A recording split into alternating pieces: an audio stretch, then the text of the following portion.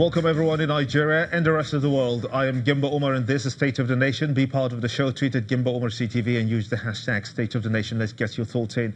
We begin with the borrowing concerns, wherein the IMF and the World Bank have cautioned Nigeria on its debt profile and the need to borrow prudently for the purpose for which it is meant. Zaka, Bala is a chartered accountant and an economist who joins me to analyze these issues on State of the Nation. I want to thank you so much indeed. Thank you. Notwithstanding, really, that Nigeria's debt to GDP ratio stands comfortably well, as we can see, at about 20%, less than the 56% international threshold. Why should we then be looking at the statement by the IMF cautioning against Nigeria's rising borrowing profile and debt overhang?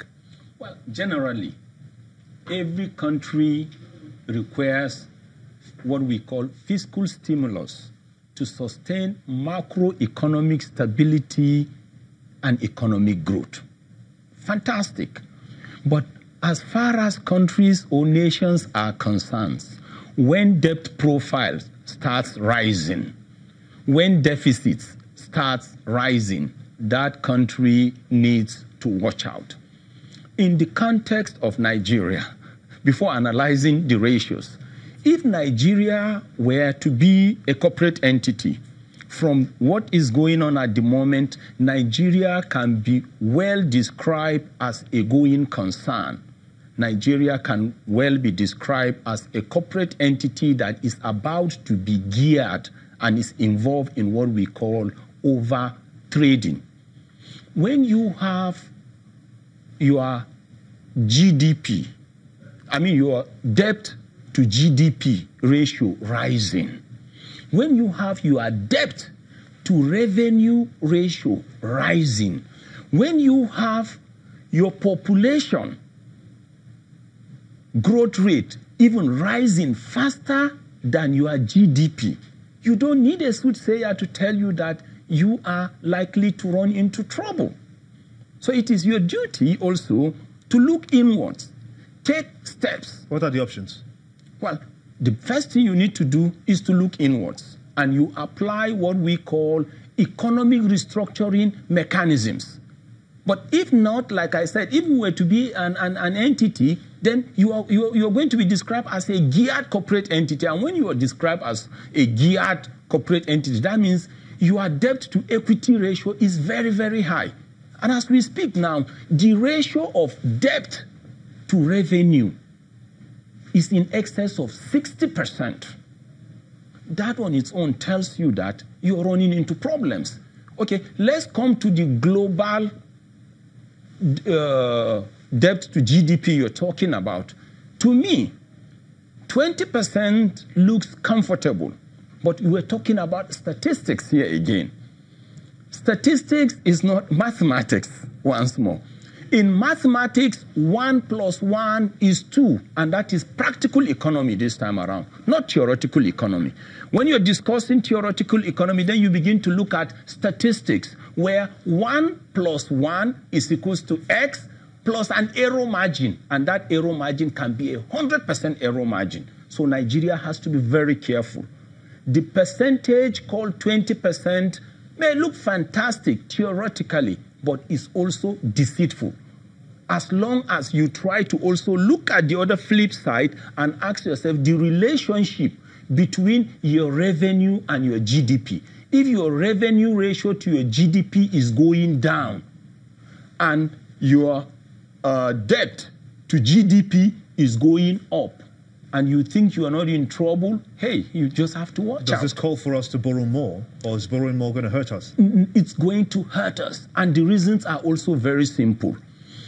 If a country is an emerging economy, if a country has weak currency, if a country is an importing nation, and if a country depends on a global commodity for its revenue, like in the case of Nigeria, crude oil, where the price is not determined by that country, but by the interplay of activities that are beyond that country, which we best describe as externalities, then that country also needs to watch out. When you have a country that feels processing its raw material inside is not economical. It will rather export the raw material and import finished goods. Like crude oil. Like crude oil. That also tells you that that country will continue to generate revenue, but GDP growth will almost be zero. Because it is when you talk in GDP growth, you create mobility of activities, generate revenues, and you have money circulation.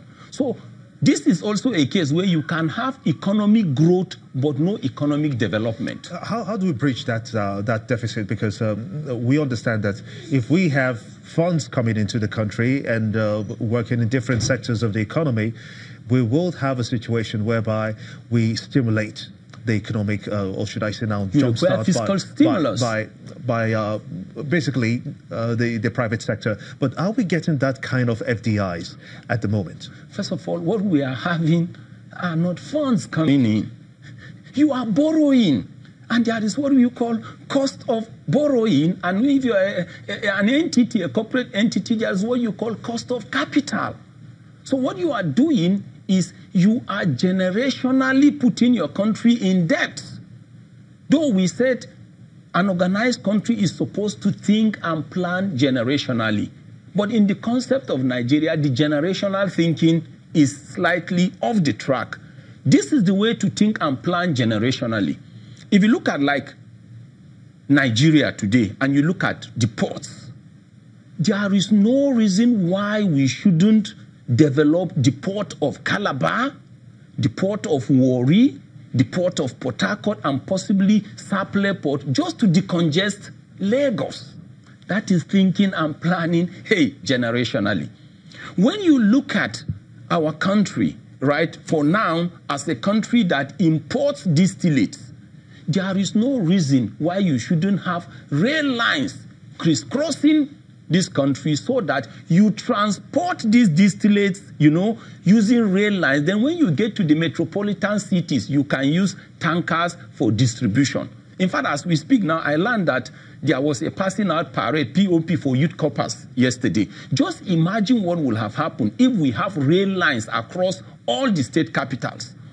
As we speak now, all the train stations will have been busy.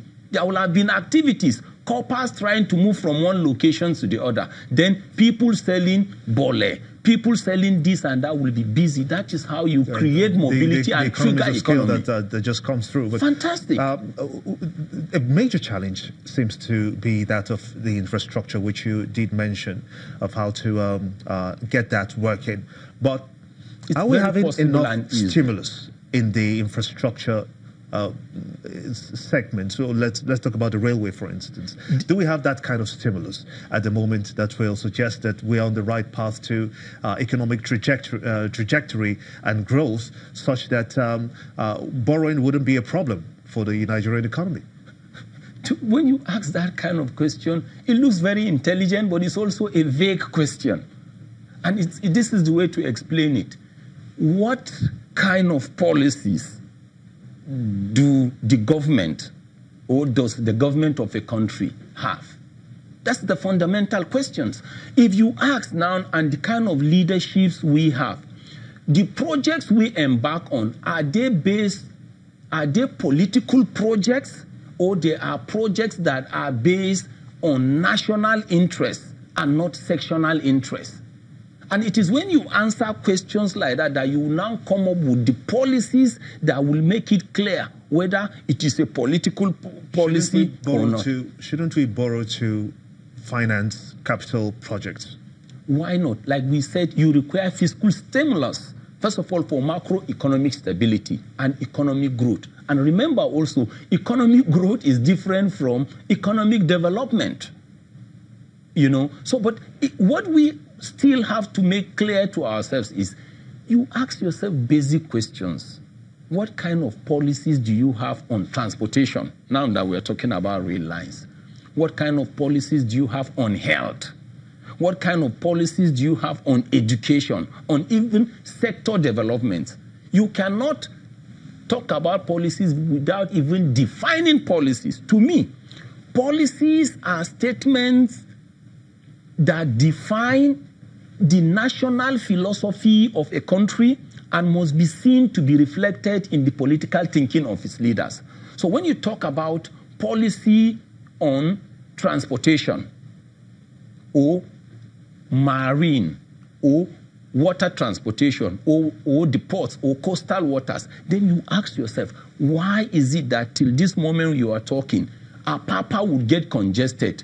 All the tankers will come from different parts of the country, get stuck here. Some will be there for months. Meanwhile, you have free ports. Why are we not having dry ports?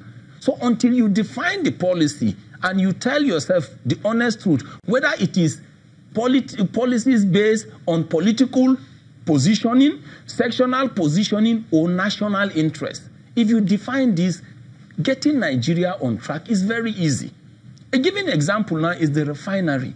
How can you explain till this moment, within the last few weeks, we have been told now the landing cost of refined distillates, in particular PMS, has gone above 200. So the question I'm now asking, where are those people who were saying deregulate the economy? So if we get the refineries working again, it will be a plus to see that... Internal domestication is what boosts GDP. GDP means gross domestic product. You are basically talking about goods and services that are localized and produced within a country. That's a good place to let it rest. I'm afraid that that's the much we can take. Believe that we'll have another forum to discuss this further and take it to the next level. I must thank you so much indeed, Zaka, Bala, an economist and also a chartered accountant. When State of the Nation returns, we'll focus on the NHIS and the suspension of the Executive Secretary.